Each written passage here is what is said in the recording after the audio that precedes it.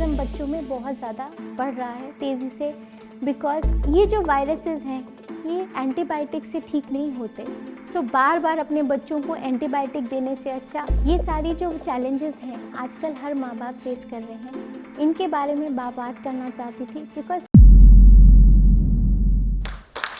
नमस्कार, मैं डॉक्टर महक बांसल, मैं चाइल्ड स्पेशलिस्ट हूँ और चाइल्ड आईसीयू स्पेशलिस्ट हूँ, जहाँ मैं बहुत सीरियस बच्चे देखती हूँ कई बार जो कि वेंटिलेटर पे होते हैं, डायलिसिस पे होते हैं, कोई ना कोई इन्फेक्शन होती है, चोट लग गई, एक्सीडेंट हो गया, इस तरह की चीज़ें। जो आज तक मैं एक समा था जो कोविड से पहले का समा था और अभी पिछले 2-3 साल में मैं उस बात पे चर्चा करना चाहती हूँ कि जो आजकल माँ बाप बच्चों के साथ चैलेंजेस फेस कर रहे हैं, उसमें जो पहला चैलेंज जो कि मैं जिसके बारे में बात करना चाहती हूँ, इस लॉकडाउन में हमने कुछ बच्चे तैयार किए हैं जिनके साथ बहुत सारे मेंटल बिहेवियरल इश्यूज़ हैं। कई बार माँ बाप आके हमें बोलते हैं बच्चे हमारी बात नहीं सुनते, टीवी पे लगे रहते हैं, स्क्रीन पे लगे रहते हैं, अग्रेशन आ गया बच्चों में, एक दूसरे से बात नहीं करते। सो ये पिछले 2-3 साल में हमने ये देखा है कि इसमें जो मेजर कारण है हमारा स्क्रीन टाइम, जिसको हम बोलते हैं टीवी, मोबाइल और लैपटॉप स्क्रीन के सामने बैठना। इसने हमारे बच्चों को एक रियल वर्ल्ड से एक वर्चुअल वर्ल्ड में जाकर फेंक दिया है, जहाँ पे उनको लगता है बस यही सारी दुनिया है हमारी।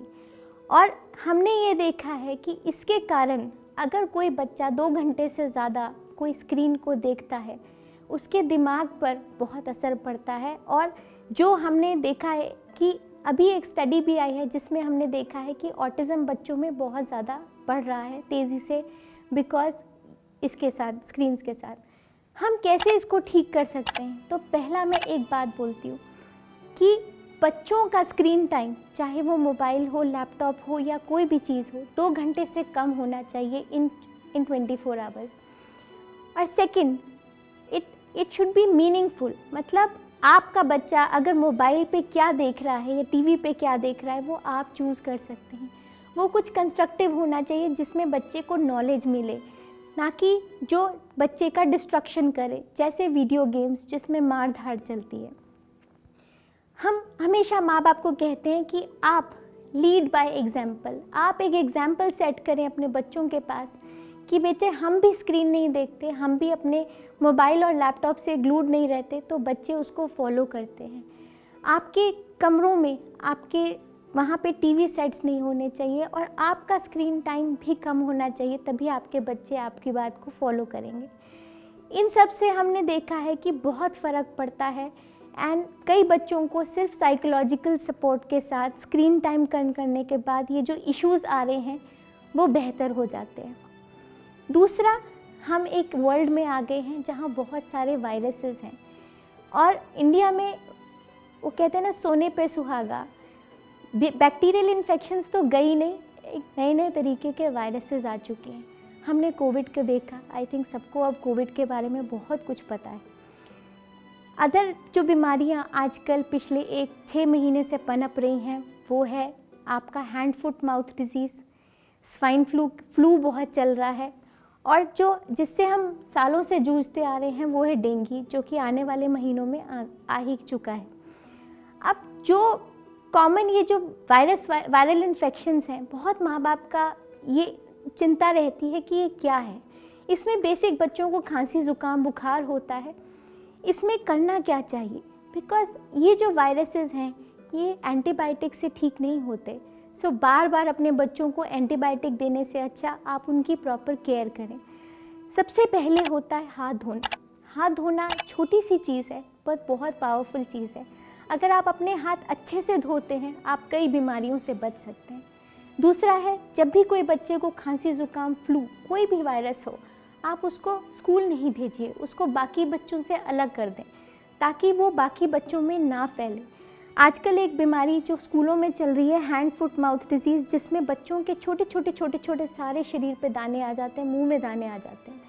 इसमें सिंपल मेडिकेशन से आप इनको ठीक कर सकते हैं, but what is important is आप इस बच्चे को अलग रखें, स्कूल नहीं भेजें ताकि बाकी बच्चों में ना फैले। वेरी इंपॉर्टेंट इज़ अच्छी डाइट और अच्छे से पानी पीना, फ्लूइड इंटेक रखना, क्योंकि बच्चों में, बड़ों के और बच्चों में हम स्पेशलिस्ट अलग इसीलिए हैं कि बच्चों की फिजियोलॉजी बिल्कुल डिफरेंट होती है। अगर थोड़ी भी देर खाएं पिए ना तो उनमें डिहाइड्रेशन हो सकती है। तो इनका अच्छी डाइट लेना, इनका अच्छा फ्लूइड इंटेक रखना और इनकी प्रॉपर हैंड वॉशिंग और आइसोलेशन रखना, ये बहुत ज़रूरी है। चाहे कोई भी वायरल इन्फेक्शन हो, ये बहुत ज़रूरी है। और एक बात मैं हमेशा मानती हूँ, prevention is better than cure. तो अपने बच्चों को वैक्सीनेशन लगाएं। जैसे फ्लू की वैक्सीनेशन है हमारे पास इन वैक्सीनेशन से बहुत सारे वायरसेस से आप प्रिवेंट हो सकते हैं। डेंगू आ रहा है, आप अपने हैंड्स पे ओडोमॉस वगैरह लगाएं, अपने आसपास मच्छरों को कंट्रोल करें, बिकॉज़ हम सालों से डेंगू में बहुत तबाही देखते हैं। सो डेंगू वायरस से कैसे बचा जा सकता है? मच्छरों को कंट्रोल करने से, ओडोमॉस या कोई ऐसे रेपेलेंट्स अपने बच्चों के लगाने से, मच्छरों की कंट्रोल करने से और सफाई रखने से, जो हमारा एक धर्म भी है, हम बहुत सारी बीमारियों से बच सकते हैं। And next is vaccinations. जो तीसरी प्रॉब्लम हम बच्चों में देख रहे हैं वो है ओबेसिटी, मोटापा, और बच्चों का बहुत सारा फूड एवर्जन, जिसको हम बोलते हैं बच्चा खाना नहीं चाहता। ये इसलिए भी है कि हम माँ बाप आज सोचते हैं कि 3 टाइम 4 टाइम मील हमारा बच्चा हमारे हिसाब से खाए। स्पेशली छोटे बच्चे लेकर उसके पीछे भागते हैं कि ये खा लो एंड 40-45 2-2 मिनट 2-2 घंटा उन बच्चों के पीछे पड़े रहते हैं कि खाने। इससे क्या होता है, बच्चों को फूड एवर्जन हो जाती है, खाना पीना बंद कर देते हैं। आई फील बच्चों के साथ हमारा एक पॉजिटिव रिलेशनशिप होना चाहिए। जब आप उनको खाने के लिए लेके जाएं तो वो पॉजिटिवली खाना खाएं। एक good relationship, positive relationship. 15-20 minute अगर बच्चा खाना ना खाए, छोड़ दीजिए, वो जब उसको भूख लगेगी वो अपने आप खाएगा। और ओबेसिटी, जो कि बच्चों में मोटापा जो रैम्पेंटली बढ़ रहा है, उसमें हमने जो डिस्कस किया कि स्क्रीन टाइम का बहुत बड़ा रोल है। बट एक चीज़ हम जो आज लैक कर रहे हैं, फिज़िकल एक्टिविटी। कम से कम 1 घंटे की फ़िज़िकल एक्टिविटी आपके बच्चों की लाइफ में ज़रूर होनी चाहिए। और जितना आप पढ़ाई पे जोर देते हैं उतना ही इम्पॉर्टेंट एक फ़िज़िकल एक्टिविटी है। और ये कुछ भी हो सकता है, डांस हो गया, एरोबिक्स हो गया, बास्केटबॉल हो गया, कुछ भी गेम जिसमें फ़िज़िकल एक्टिविटी है, इससे बहुत सारी चीज़ों से बचा जा सकता है। बिकॉज़ डायबिटीज़, शुगर जैसी बीमारियां अब बच्चों में बहुत इन्हीं कारण आ रही है। एक और प्रॉब्लम, जो लास्ट प्रॉब्लम मैं डिस्कस करूंगी, वो है एलर्जीज़। आजकल बच्चों में बहुत एलर्जी है। कैसे पता चलता है? रिपीटेड खांसी आना, पेट दर्द होना, पोटियाँ लग जाना, बार बार बीमार होना, अनीमिक हो जाना, ग्रोथ ना होना, ये यूजुअली किसी ना किसी फूड एलर्जी से होती है। तो ये सारे सिम्टम अगर आपके पास हैं तो आप ज़रूर अपने पीडियाट्रिशियन से मिलिए। नॉर्मली बच्चों में 2 ही तरह की फूड एलर्जी होती है, या तो कणक से एलर्जी या आपके दूध से एलर्जी, कई बार लैक्टोज इंटॉलरेंस होती है। सो इसको ज़रूर ध्यान में चल के, और अगर ये चीज़ें आप अपनी डाइट से निकाल दें, जो कि लैक्टोज फ्री मिल्क और बहुत सारे आटे आते हैं जो ग्लूटेन फ्री होते हैं, तो बहुत सारे ये सिम्टम्स ठीक हो जाते हैं।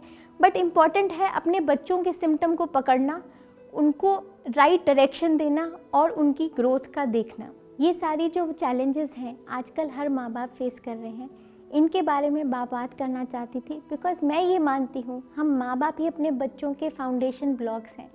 अगर हमने अपने बच्चे के फाउंडेशन अच्छी रखी है तो आगे चल के वो एक अच्छी ज़िंदगी जिएंगे। बहुत सारे बच्चे आजकल आईसीयू में और कहीं जगह हॉस्पिटलाइज होते हैं। मैं बस एक चीज़ मान के चलती हूँ, डटे रहिए, खड़े रहिए। मौसम एक सा नहीं रहता, मौसम ज़रूर बदलता है। आपकी जितनी दिक्कतें बच्चों में हैं एक दिन ठीक होंगी। एक ट्रस्ट के साथ अपने बच्चों का इलाज करा सकते हैं और आगे बढ़िए। और जो आने वाली प्रॉब्लम्स हैं उनको हम पहले ही ठीक रखें तो ही बेटर रहता है। Thank you.